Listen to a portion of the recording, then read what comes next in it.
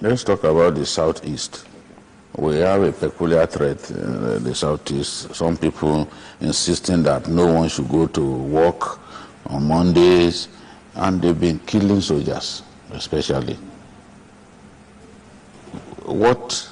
How do you assess the security situation in the southeast relative to the capacity of the armed forces? Yeah, the southeast has its own challenges because of, again, the nature of the terrain. The terrain plays a vital role. It's thickly forested, so it affords you, somebody come and then you just be passing by and then it makes it a bit more difficult. Even with your air, in fact, it makes it difficult more with air. Even when you fly abroad ahead, you hardly can see anything. So that makes it extremely, so we have to fine-tune the training of the troops there to jungle warfare. And jungle warfare has its own different challenges because you cannot use a lot of equipment they're using. You have to go fully dismounted. And because, again, those are their own areas, a lot of advantages they have that they've built up within. But we are getting so much, successes are really very encouraging. What is going on in that area is purely criminality. And I can tell you, when we've entered the bushes, what you see, I want Nigerians to understand that you see them killing, dismembering, removing parts of human beings. You see a lot of vehicles that they just see a vehicle, catch person and just kill him. There are a lot of graves all over, scattered all over the places. You see corpses, skeletons. It is just simple madness. And they do, we see a lot of rituals. They do a lot of human rituals within those areas. So it is much, and that's why it's important for us to be able to follow up again the leadership, especially this Simon Ekpa that is in Finland. That is causing this a lot of problem by his comments. The federal government has taken that up with the Finnish government on the need to be able to curtail that, and then we're also following through the cyberspace to be able to address those issues. We are seeing people that are also sponsoring them. There are a lot of people that are sending funds to them. We are aware of that. We are profiling them at the right time. All of them will be picked. International organizations have, especially the US and the UN, are aware, and they are going after them. There are a lot of them in the US and Europe. They are contributing money to what is going on in that place. And so all of them will be both within the local area. So like I said, it's basically acts of criminality. The people and then the issue of drugs. This is why NDLA2 is doing a great job. We need to take drugs out of our youths because that is aggravating what is ongoing on those general areas. But we are working very hard. Troops have gone back in again. We're clearing the whole area to ensure that we get them. So we want to encourage people. And of late, we have had some of them too that are also willing. They are tired. They are also saying that, look, they want to come, but they have commanders that are making money.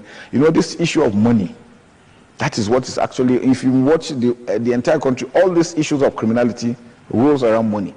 People feel once they make money, they can get away with anything. And that's what was encouraging them to do. And so that's why it's important for us to encourage good governance.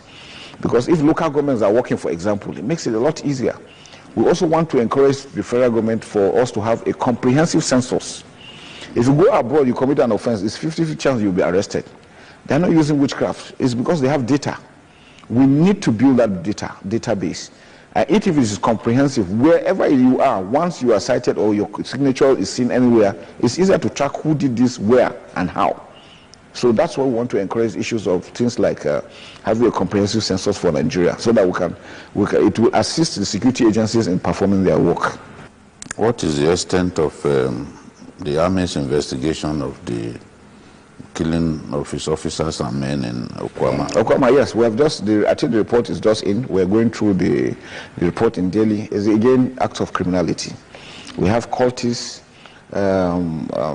those guys are into sea piracy, into illegal oil bunkering. So they've been able to... I don't think so. I don't know the treaty that they have with Finland. So it's very, very hard for the Nigerian government to bring Samuel Ekpa back to Nigeria unless they reach an agreement. Because Samuel Ekpa is not in... You know that how nnamdikanu was brought back from Kenya and in quotes, like Kanu said that he was kidnapped. But my own is that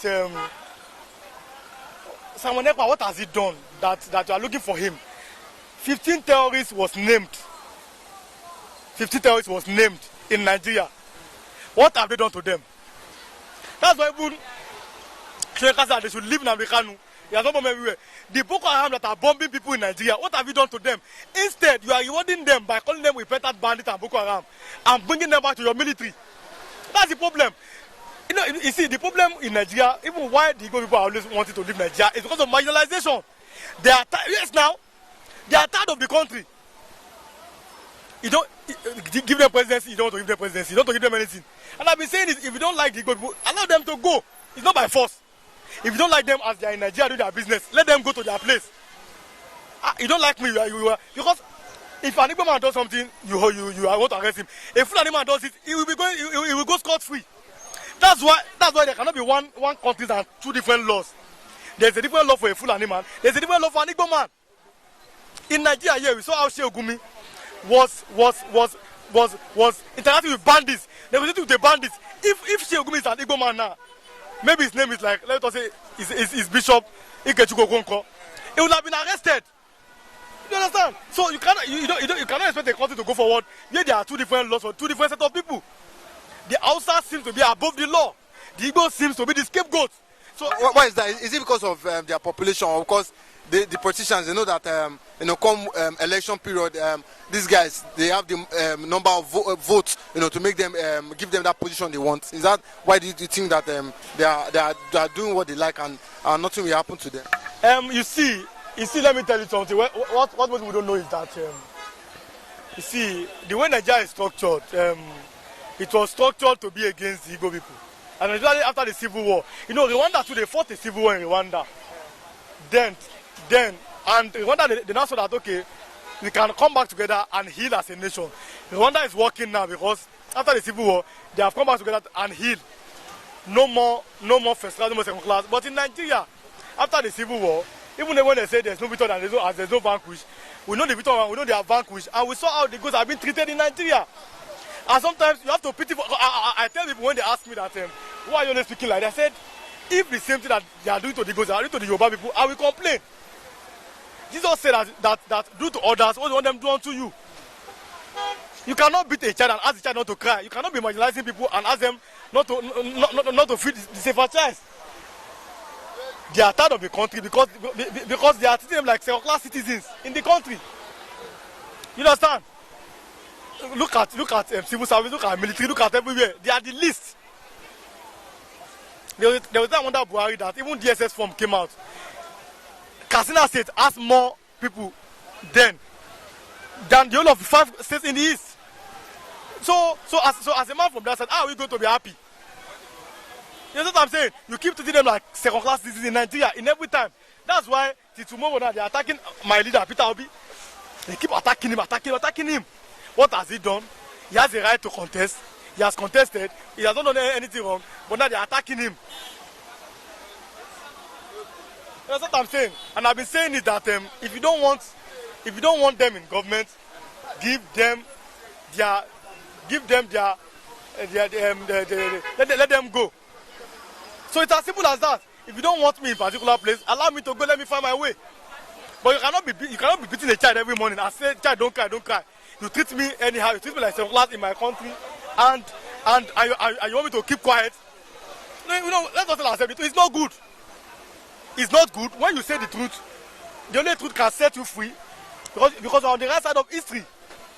Now, what I'm telling everybody, a day will come when everybody will die, and God will ask you, "What have you come on earth to do?" That is the problem. Nigeria is one nation. Nigeria is like this type of sitting on 3 legs. Hausa, Igbo, and Yoruba. If you remove one of the legs, it cannot work. Nigeria is not working because you have deliberately marginalized Igbos from the scheme of things. It's deliberate. You understand? A nation cannot be run. A three nation cannot be worked with 2 different people. In 1999, Obasanjo, a Yoruba man, became president. 2007, Yaradua, then he died. Then Jonathan from Nigeria Delta. Then Buhari, a Fulani man. Then a Yoruba man. Where are the Igbo people? Can they become president too? You know, greed. No, it is maybe it is a fear. Maybe they are afraid of them. Trust. Yes, or maybe they don't trust them. But me, I trust them because anywhere you go in Nigeria, I cannot see an Igbo man. You have to run away from there because they know how to do business. So they are mutually in business. The chemists, spare parts, and everything. They are doing business. So people like that, and they have business all over the nation. Everywhere there's an Igbo man. So people like that can be trusted with power. And you know, they are traders, so a trader knows how to multiply money. So people like that can make a nation great in terms of bringing business to the nation. Let's tell ourselves the truth. We have tried a Yoruba man, we have tried a Fulani man. Let us see what an Igbo man will do. That is the thing. We should stop deceiving ourselves. Because the only way Nigeria can work is if there's justice, equity, and fairness. There's no justice, there's no equity, and there's no fairness. And you are wishing. You cannot wish. You cannot wish. You can only do something practical. For example, a man that wants to go ask for business. If you stay inside your house, you cannot make money. So you cannot wish money. You have to go and make it. You cannot wish for Nigeria to prosper if there is no justice, equity, and fairness in Nigeria. So that is the thing. For example, I've been saying it. If you look at the most journalists in Nigeria, they are Yoruba people. Now there's NUJ in Yoruba land. If you look at the most military people in Nigeria, they are the Hausa people. They have the military bases in Kaduna State. Now the people that are doing business is past in Nigeria more than other people, the importers and the Igbo people. That there's no seaports in that place. That's injustice. Everywhere you go, you see group of people. You see them deliberately. You see them deliberately. Everywhere you go, you see these people, they can do this thing. They can make these things possible. But deliberately, you make sure that they've been sidelined out in their country. Anywhere you go, you see them. They have the most checkpoints in the east. But the most places where there's insecurity is in the north. You understand? So until our leaders are ready, let us sit down and plan a way for the future of Nigeria. If you want to go forward, what is the best? What do you want to do? Is it that everybody should go their own? Is it that we should stay? And if you want us to stay, let there be inclusive government. Inclusive government. So do you not think that I cannot repatriate Ekpa? It cannot. It's not possible now. It's just like somebody that is sleeping in Nigeria and is dreaming that is in the UK. When you wake up from your dream, your eye will clear. Or somebody that did not eat to sleep, is not even like is eating turkey in the dream. When you wake up, you still become hungry. So that one is not possible. Ekpa is not in Kenya, when you can go and just take a person because it's Africa. It's in Finland, and Ekpa is not even the problem in Nigeria. It's not the reason why things are not working. It's not the reason why Boko Haram are killing people. It's not the reason why bandits are kidnapping people. Ekpa is not the reason why foods are cost. Let them tackle what is happening in Nigeria. Face the problem. Face the problem now, as things are happening, so that then we can move forward as a nation. When you face the problem, this is what is happening now. Things are not working well. There's no food, no business is coming in. Investors are not coming in. Is Ekpa the problem? Ekpa is a private person. Is agitated for Biafra. The same way Sunday Golden said they want to do a republic. So leave him alone. He has his right. Leave him. As far as they are not killing people, as far as they are not destroying businesses, he has his own right to do his own thing. So leave Ekpa alone and face the problem why things are not working in Nigeria. Ekpa is not the problem. So they should stop chasing shadows. Tell yourself the truth. And why Nigeria is not working is because there is no justice, equity, and fairness. Until the right people you put the right people in power, you put the right people in positions, then people can trust the government and say this government is on the right track. But now you are still playing. You are not ready at all because Ekpa, nnamdikanu, Sunday go, these people, they are not the problem. The problem are the presidents, the governors, the senators, and everybody that are embezzling the money. People that are making lives hard for the citizens. You understand? Somebody, you hardly see a family where they can eat 3 times in a day anymore. Some eat only 1 time in a day. So is that part of the problem?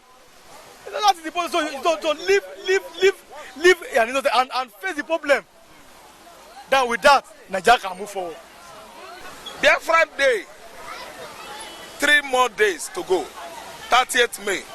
Every Biafran will remember our loved ones that were killed by Nigerian military clique, led by Govt, supervised by the British government. See, let me tell you, on the 3rd day, 3 days coming, everywhere in Igbo land, they will observe silence for the fallen heroes, the Igbo men that were killed during the war.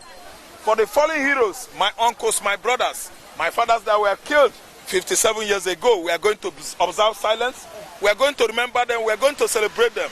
And anybody that's not happy about it should go and climb and hug transformer.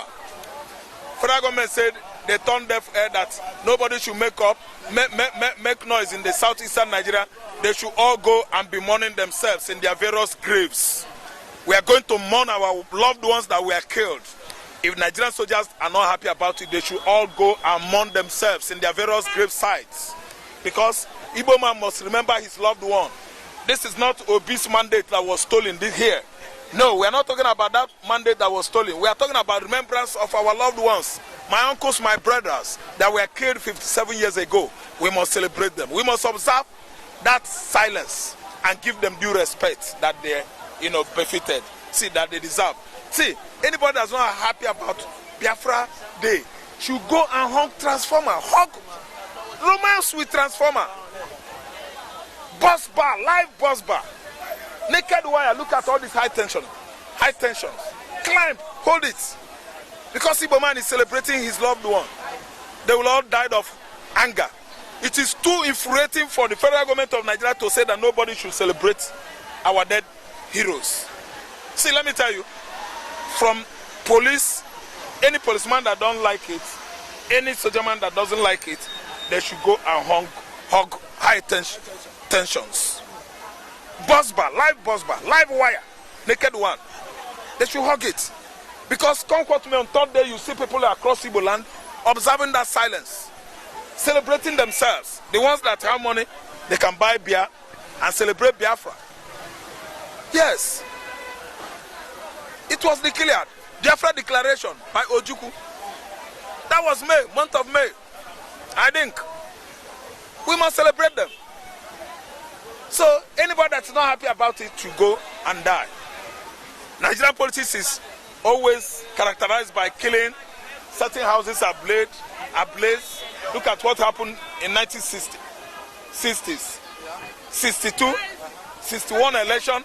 Many were killed in the West here over elections. Abubakar Tafawa Balewa, Awolowo and Dr. Zik, Osadebe, them and Akintola, they were killing themselves. Election in Nigeria is characterized by killing, blood, tit for tat, fire for fire, blood for blood. Right from the time immemorial. So what is going on is that we are going to celebrate our loved ones that died during the war. And Nigeria is kicking. Nigerian soldiers, they are not happy. Are you listening to me? We are going to do that. Willy-nilly. It is a question of M-U-S-T. Must. Whoever doesn't like it should do what? Hug transformer.